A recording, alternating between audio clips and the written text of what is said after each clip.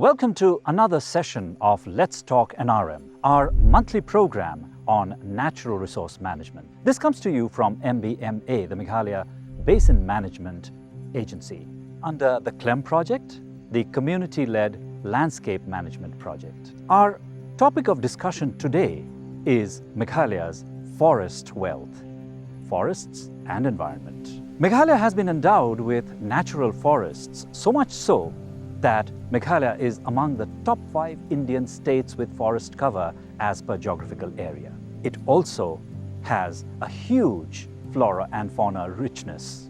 It has been identified as one of the biodiversity hotspots in the world.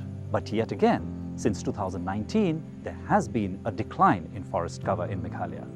The use of science and technology in not only managing the forest wealth, but also letting the community use this forest wealth and yet sustainably is what is the order of the day. To discuss these and what the government of Meghalaya is doing to manage the forests and to help the community use the forest, we have with us none other than the Minister of Environment and Forests, Shri James Sangma, with us today.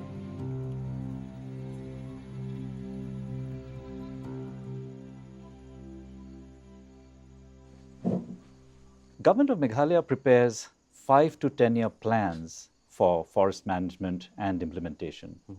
What are the focus areas for the present decadal plan in terms of both community forests and state-owned forests? The forest management plan, as you know, these are dependent on the working schemes which are prepared by the government. The forest management plan, as I already mentioned, is a way and mean to have a scientific method, so-called scientific method to extract forest produce. Right.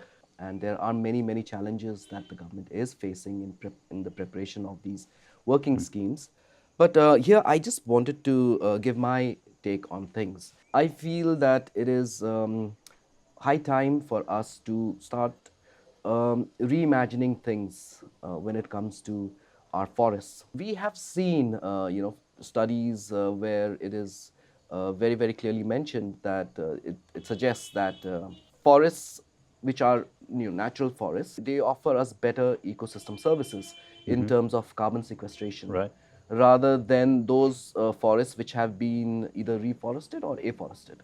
I feel we need to set our priorities straight because I think we need to reimagine things in a way of more towards conservation rather than towards carrying on with how things have been in the past in terms of an economy that has always relied on extraction from our forests, be it in terms of mining, be it in terms of everything that we extract from forests. So in 1972, with statehood, also came the blessing of the 6th schedule. Yes. And the 6th schedule permitted the local population to use the produce of the forests in their own traditional ways.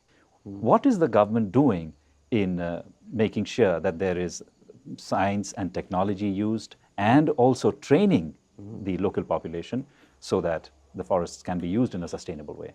This is, of course, a very big challenge for us. Out of the 76% of our forest cover, for us as a government, we only have ownership of roughly about 5-point-something% of that belongs to the government in the form of reserve forests or national parks. It becomes a very big challenge for us where our interventions, where we can very freely move around and work on, are confined to just that 5%. But despite that, I think that our efforts are on to spread that kind of awareness amongst the ADCs. We are always there to provide that kind of support. Apart from that, I think what you said about the knowledge and to handhold them in the sense of management of these critical forests, that is something that is extremely important. And well, I'd like to give you an example of our community reserved forests that we have in Meghalaya, where we have about 75 or 76 amount of community reserve forests that we have in Meghalaya, which are forested areas which are managed by local villagers. And I think this has been an extremely successful model, and people have appreciated this. And the interaction between the villagers and our forest department has really yielded very positive results in terms of the mindset of people, in terms of protecting assets, in terms of promoting that sense of responsibility and that sense of ownership that they must have towards the forest, and also in terms of the kind of ecosystem services that these forests could offer to them. So there is a monetary value to that kind of Right. services which is being offered. I feel that this model is something which will, pick on gradually over the years, because a lot of people, a lot of villagers have seen this, um, how successfully it's working, and there's a lot of positive response in terms of people wanting to come forward and, give their forests. So we don't take over those forests. The forest remains with the Community. villagers and the community.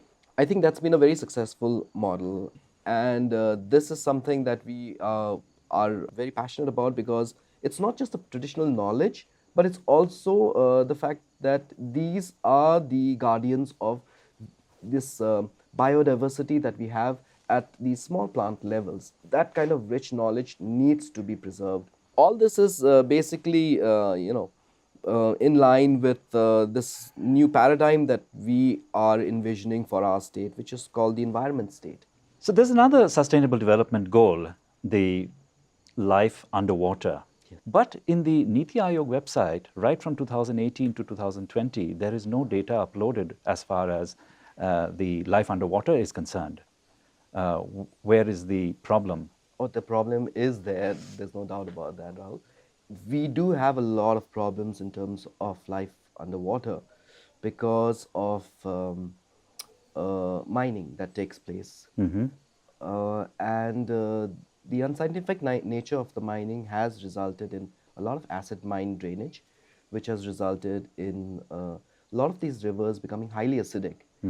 Now, that acidic nature comes from the coal mining areas, and the highly alkaline nature of the water comes from the limestone mines.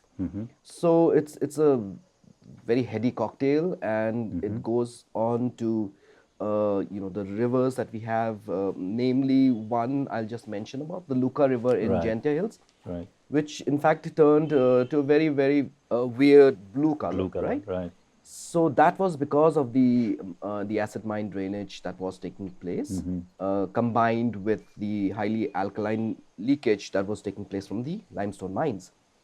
Now, what we have done very recently is that there has been a pilot project where we have brought in the process of phycoremediation, which uses algae to treat this water to bring about more of a pH balance, somewhere around 6.5 to 7.2 or something like that. Right. So this pilot project, which we have initiated in Jaintia Hills, has shown amazing results. That's good. And we have seen that the Luka River today is slowly getting rejuvenated. So I really believe that this is the kind of technology that we require. We are very hopeful that this is going to change things in a very, That's very wonderful. drastic manner. That's wonderful. Meghalaya has about 70% forest cover. And managing this forest cover, making it grow, is certainly of concern. And how do you plan to go forward with this?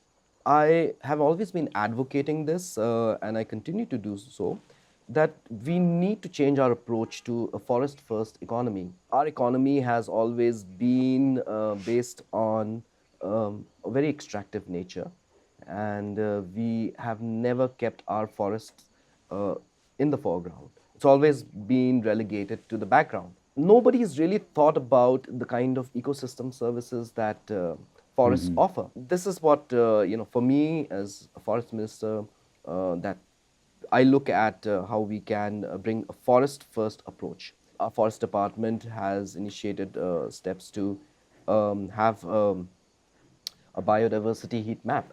So this is going to be a heat map which will very, very clearly establish the kind of carbon stock that we have, the kind of inventory that we have. We monetize that in terms of, okay, these are the stocks that we have, and this is the kind of services that the carbon stock that we have are offering in terms of carbon sequestration, in terms of us being one of the most carbon neutral states in the country. You touched upon it briefly, but I just want you to delve a little more time into what I'm going to ask you now about. With these industries growing in Meghalaya, came about this concern of greenhouse gases. Yes. And at the same time, Meghalaya has a large forest area. Yes. So how are we placed as a state as far as carbon capture, state level carbon capture is concerned vis-a-vis carbon production? We're close to being carbon neutral.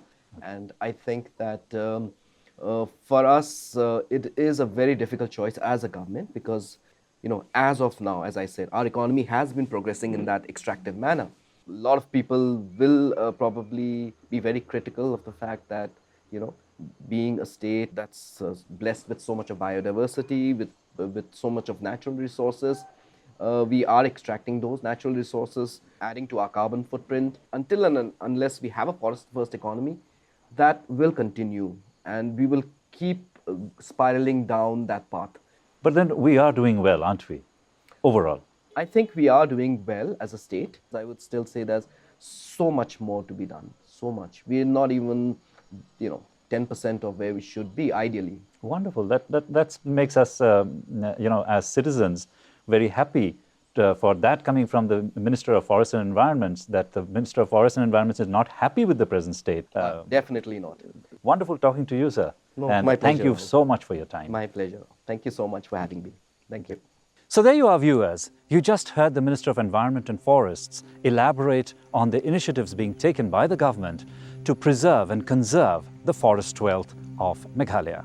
And it's not only about the forest wealth, also the underwater wealth, the biodiversity that the government and the Department of Environment and Forests is so concerned about. Meghalaya as an environment state is a wonderful idea, and the Minister has touched upon that. Let us see that unfold, and I'm sure there will be better days ahead for Meghalaya. We sign off today with this and promise to come back again next month with another episode of Let's Talk NRM. This came to you from MBMA, the Meghalaya Basin Management Agency under the CLEM project, the Community-Led Landscape Management Project.